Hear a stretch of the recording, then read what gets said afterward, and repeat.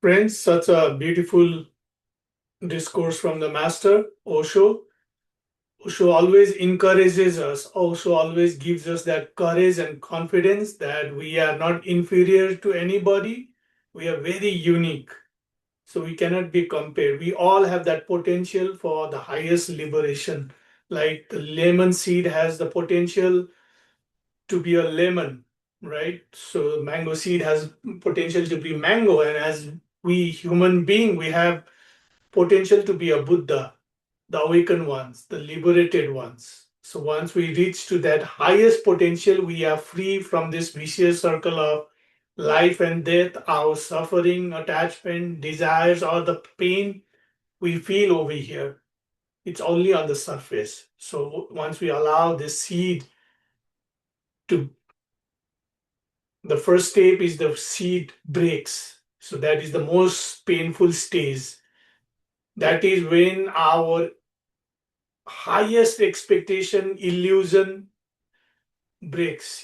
Somebody's kids die, somebody loses billions of dollars, millions of dollars, or whatever money in the business, or your idea of love, your idea of family. you know Once you, when you get divorced or you lose your parents, that is the stage of breaking the seed.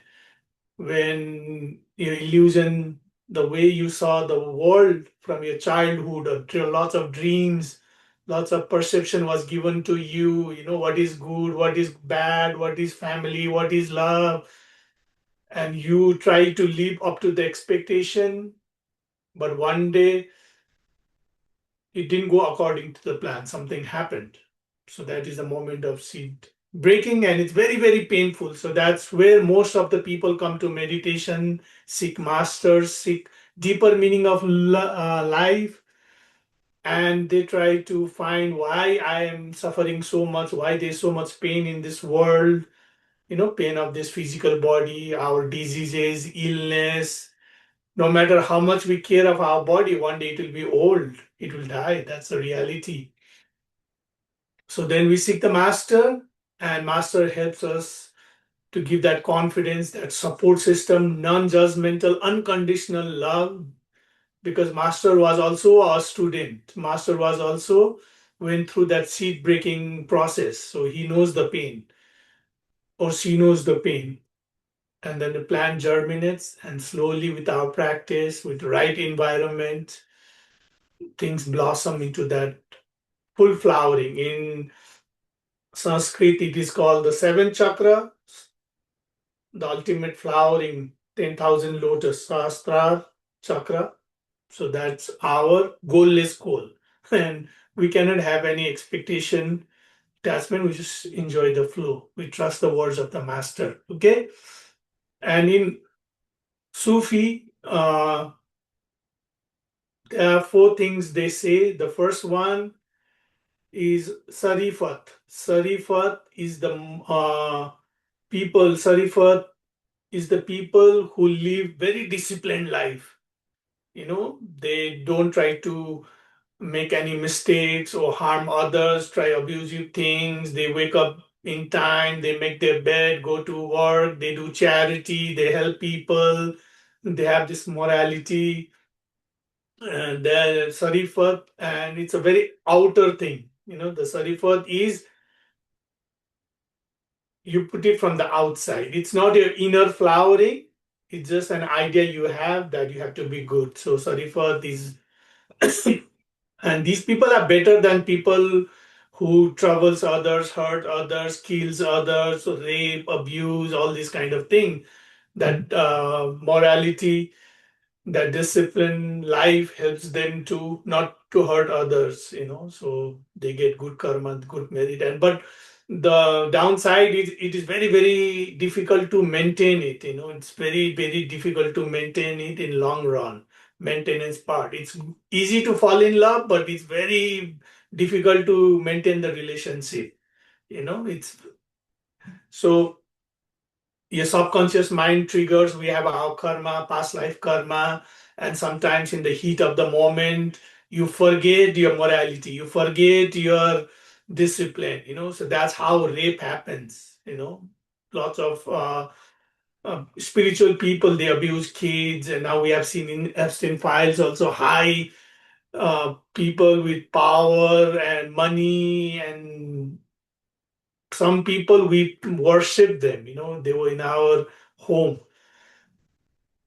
But if there's no inner flowering in the heat of the moment, you lose your morality. So that's why we lie, we get angry, we kill people, we shoot people. At that moment, we lose it. And we don't have inner flowering. So our subconscious mind, which is dark, will push you to do that thing. And all the collective unconscious mind in the world, darkness possesses you in that moment, and you end up doing. And later on, you're like, what the hell I do? And some people escape it, they bribe it, and they form a habit. So they keep on doing it until they are caught. So that is the downside of Sarifat.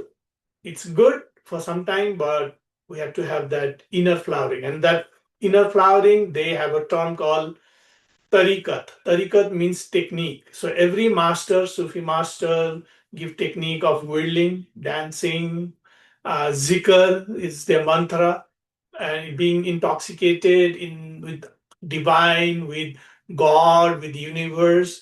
Osho has given us so many 600 beautiful meditation techniques for us to practice. So that is the tariqat. So that will help us, like I said before, give a situation so that we are confident, we don't have guilt, and we move on easily. We don't get hooked to past that much. We do that practice. Helps us to take all the negative, toxic emotions, thought from our body, muscle memory, subconscious mind, nervous system that was bothering you for a long time. And the third is the truth. The third, Sarifat, uh, the technique, and the Haqiqat, the truth. Then your flower starts blossoming. Then also now in the heat of the moment, you don't get triggered. If you see a beautiful woman,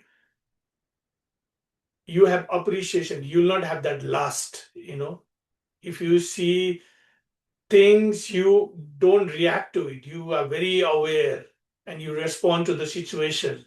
You'll stop yelling, you'll stop shouting or getting angry. You're very aware of the situation because you have now inner flowering, the hakikat, the truth in you. You're centered, very centered, and you respond to life. And it's not that for meditators or highly evolved soul or practitioner, high level practitioner, troubles and don't come. Lots of trouble come. More trouble come to them than the normal people because their subconscious mind, their mind is reprogrammed. So once that reprogramming happens, lots of consciousness, collective cosmic consciousness comes to you. So you feel like you are living 3, 4 lives in one life. So all of a sudden breakup happens, all of a sudden you'll get a job, something happens, so many things, disturbance happens around you. But that's how where you become centered and you see all the chaos going on and you respond to each situation one by one. You don't get entangled with emotions and all these things. You have that confidence, alignment, peace, awareness to deal with situation, tackle one by one responses. And if you look at them, they have such a grace, they have such a joy, the way they tackle the problem, even difficult ones. And even when they're excited, very, very good news comes, like great things happens in their life, they don't get overwhelmed or excited. They're just happy. So if you are just happy, usually on Fridays, everybody is so excited, so the energy goes so up. oh, I have this plan, I'm gonna go there, I have this flight, I'm gonna go to that hotel, wear that dress, I'm gonna enjoy a party, my family, friends, everything. And by Sunday, now you have to go to more work on Monday, you have that big presentation, this and that. Now you feel the energy is low, very depressed. So that's why it's called Sunday blues. But if you are just happy on Friday, your energy was very middle path in the center, then on Sunday also you'll be centered. Nothing will disturb you. So on Monday you'll go to work as you should be going. So Sufis have divided, and the fourth is the ultimate truth, the liberation, Marifat, the ultimate truth, the liberation. After that, you don't have to take human body anymore. So until the third, we have to keep coming on this planet. So this earth is our school. We have to graduate from here, and we take this human body for experiences. So don't be afraid to experience life, your breakups, your love, your highs, your low, your success, your desires.